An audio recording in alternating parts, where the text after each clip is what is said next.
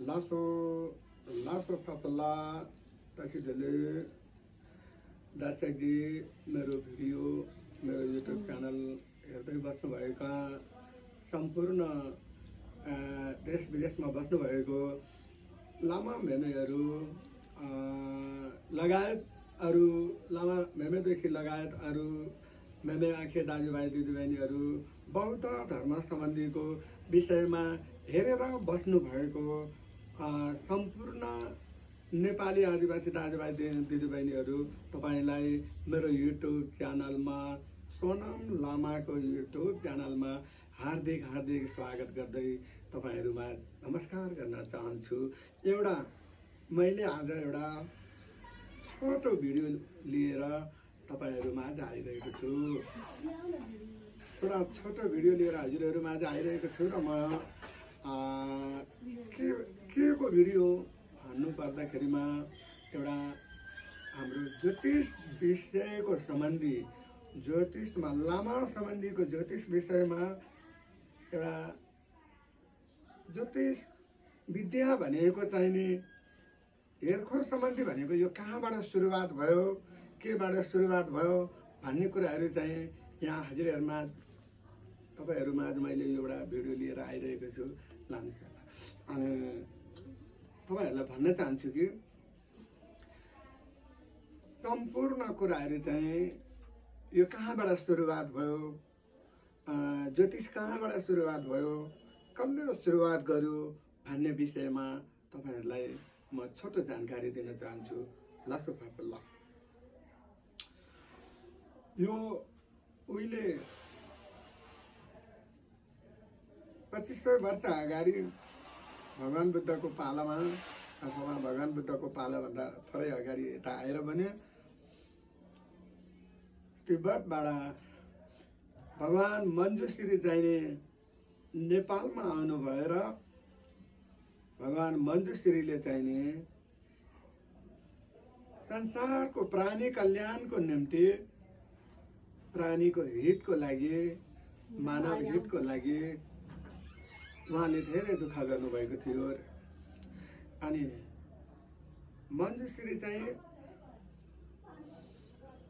मञ्जुश्रीले कसरी चाहिँ दुःख गर्नुभयो भन्नुभन्दाखेरिमा एउटा रुइबाल भन्ने सुनको कछुवा जस्तो बनेर मञ्जुश्री भगवान सुनको कछुवा बनेर यो कछुवाको रूपमा उहाँ आउनुभएको छ भन्ने कुराहरू देखिन्छ।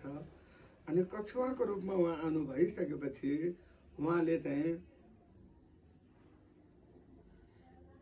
मञ्जुश्रीको टाउको दक्षिण दिशापट्टि फर्काएर पुच्छरलाई उत्तर दिशापट्टि फर्काएर यो चार कोणलाई फिजाएर उहाँ चाहिँ उतानु परेर बस्नुभएछ दक्षिण दिशापट्टि फर्केर। र दक्षिण दिशापट्टि फर्केर उहाँ बस्नु भइसकेपछि उहाँ चाहिँ कछुवाको रूपमा उहाँ चाहिँ आउनु भएर उहाँले भन्नुभएको छ कि यो लोखरचुङ्गी 12 लोखरचुङ्गी कसरी निर्माण भयो, 12 लोखरचुङ्गी कसरी तयारी भयो भन्ने कुराहरू देखाउनको लागि मञ्जुश्री भगवान यहाँ मानवको हित गर्नलाई मानव तलमा आउनु भएको थियो। भने मञ्जुश्रीले लोखरचुङ्गीको वर्ष 12 वर्षको देखाउनका लागि निम्न अनुसार बताउनु भएको थियो। कछुवा अथवा कछुवाको शरीर सर्व प्राणीको इन्द्रियको 6वटा बाहिरी इन्द्रिय 6वटा भित्री इन्द्रियहरूलाई यता होला मनितिर अनि 6वटा बाहिरी इन्द्रिय 6वटा भित्री इन्द्रिय उनीहरूलाई चाहिँ यो इन्द्रिय चाहिँ आयत वस्तुहरू हरेक क्षण मिलन गर्छ भने जम्मा 6वटा गरी 12वटा भएका छन्। र जस्तै भित्री इन्द्रिय 6वटा के हो त भन्दा आँखा, कान, नाक, जिब्रो, शरीर, मन गरी 6वटा इन्द्रिय 6वटा इन्द्रिय। बाहिरी आयत इन्द्रिय चाहिँ रूप, शब्द, वासना, स्वाद, स्पर्श, धर्म गरी 6वटा इन्द्रिय। गर्दा जम्मा 12वटा भयो।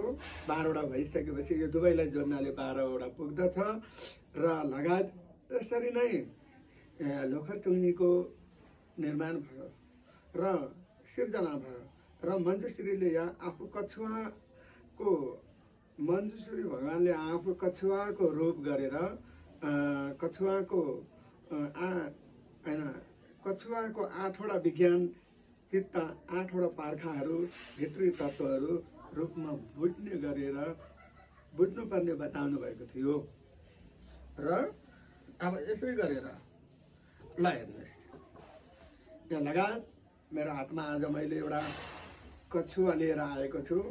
यो कछुवालाई चाहिँ तपाईँहरू हेर्दै जानु होला र कसरी हेर्नु त भन्दा यसलाई यता फर्काएर यसरी यो टाउको दक्षिण दिशापट्टि फर्केको हुनुपर्छ। दक्षिण दिशा पुच्छर उत्तर दिशामा। अब यो यसपछि लगाएर यसको माझमा चाहिँ एउटा के भन्छ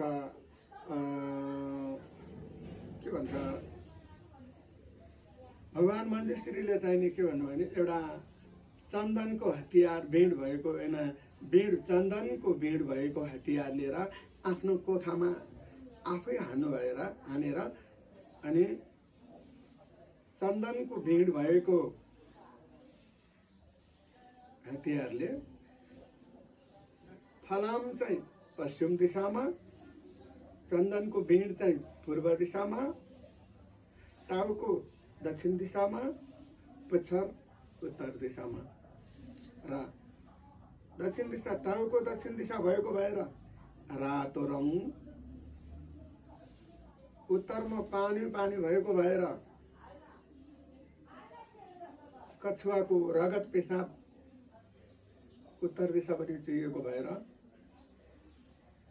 उत्तरमा चाहिँ नीलो रङ, पूर्वमा हरियो रङ, पश्चिममा सेतो रङ भएर यस्तै तरिकाले चाहिँ मानवको हितको लागि चाहिँ यो दिशा सार लो नोक च्याङ यस्तै गरेर चाहिँ 4वटा दिशा घुमेर चाहिँ यो दिशाको निर्माण भयो।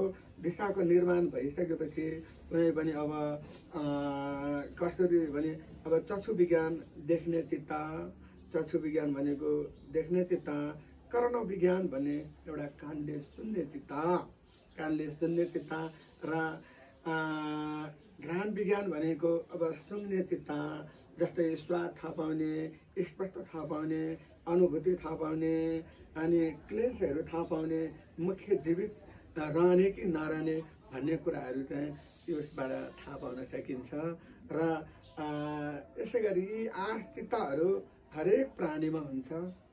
यो 8वटा चित्तहरू हरेक प्राणीमा हुन सकिन्छ र यसै अनुसार संसारमा वर्षा र पार्खाको निर्माण भएको छ। अनि पार्खाको निर्माण भयो अनुसार बुझ्नुपर्ने भने भगवान मञ्जुश्रीले बताउनु भएको छ र त्यसकारण पार्खाको 8वटा पार्खा भएको छ। यसबाट चाहिँ 8वटा पार्खा कसरी भयो? लि खन दा खेम खम किन सिन यसरी गर्ने। लि खन दा खेम खम गिन सिन सोन पार्खा सोन 8 पार्खा यहाँबाट सुरुवात भएको छ र कस्तो भन्दाखेरि 8वटा पार्खा यहाँबाट सुरुवात भएको भने कछुवाको शरीरमा मेवा बुझ्ने तरिकाहरू पनि यसमा बुझ्न सकिन्छ। मेवा number 1, number 2, number 3, number 4, number 5, 6, 7, 8, 9 गरी चिकार, गिनाक, सुम्थिङ, सिज्याङ, घाँसेर, ढुकार, धुनमार, गेकार, गुमार, मेवा गो, मेवा 9वटा चाहिँ नि यसबाट चाहिँ नि कसरी सुरुवात हुन्छ भन्दाखेरि मानवको शरीरमा मञ्जुश्री सबैले आफै मञ्जुश्री भगवानले सबैले बुझ्ने गरी तरिका बुझ्ने गरेर बुझ्ने शैलीमा कछुवाको शरीरमा भएको 9 मेवाद्वाराहरू तपाईँहरूले बुझ्न सकिन्छ र अब हजुरहरूले यसरी बुझ्न सक्नुहुन्छ। र जस्तै आँखामा हुन्छ आँखाको दुईटा प्वाल हुन्छ भने कानको पनि दुईटा प्वाल हुन्छ। आँखाको दुईटा प्वाल, कानको दुईटा प्वाल र नाकको दुईटा प्वाल गरी 6वटा हुन सकिन्छ। नाकको दुईटा प्वाल भएपछि 6वटा हुन सकिन्छ। मुखको एउटा प्वाल र पिसाब थैलीको एउटा प्वाल, दिशाघरको एउटा प्वाल गरेर जम्मा 9वटा प्रकारहरू मानव शरीरभित्र परेको छ। यस्तै गरेर 9वटा प्वाल भइसकेपछि 9वटा कुराहरूबाट चाहिँ 9वटा आँखाको दुईटा, कानको दुईटा, नाकको दुईटा, मुखको दुईटा गरेर पेसाब थैलीको दिशाघरको गरेर 9वटा भएको देखिन्छ। र यस्तै तरिकाले तपाईहरूले बुझेर चाहिँ तपाईहरूले बताउन सक्नुहुन्छ। र कसरी बुझ्न सक्नुहुन्छ भन्दाखेरि मञ्जुश्रीले भन्नुभएको, भगवान मञ्जुश्रीले भन्नुभएको अनुसार शरीरमा 2 जोड्नीहरू हुनेछ। शरीरका 2 प्रकारको जोड्नीहरू हुनेछ। काँधमा हुनेछ 2 जोड्नी, कुइनामा हुनेछ 2 जोड्नी, कम्मरमा हुनेछ 2 जोड्नी, घुँडामा हुनेछ 2 जोड्नी गरी शरीरमा ठुलो 8 जोड्नीहरू हुनेछन्। यसबाट 8 प्रकारको ग्रह निर्माण भएको देखिन्छ।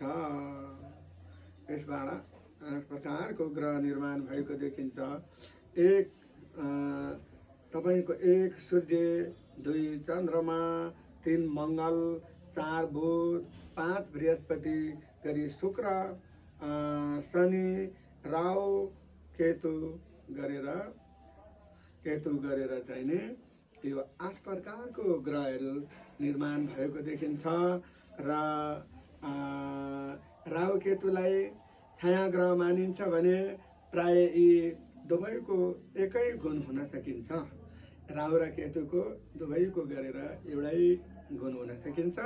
अब यो कुरामा चाहिँ म पहिलो विषय लिएर आएको थिएँ भने अर्को दोस्रो विषय लिएर चाहिँ म तपाईहरुमाझ आउँछु र त्यसपछि दोस्रो विषयमा फनमला हजुर लास्ट थपल्ला मेरो यो भिडियोलाई सुरुदेखि अन्तिमसम्म हेर्दिनु भएकोमा अब राम्रो भए पनि नराम्रो भए पनि तपाईहरुले चित्त बुझाएर नराम्रो भएमा माफी गरिदिनु होला। राम्रो भएमा कुनै साथीहरुमा शेयर गरेर कमेन्ट गरेर लाइक गरेर तपाईहरुले बुझ्ने प्रयास गरिदिनु होला। लासो फापल्ला तसिदेला बिग्रे क्या।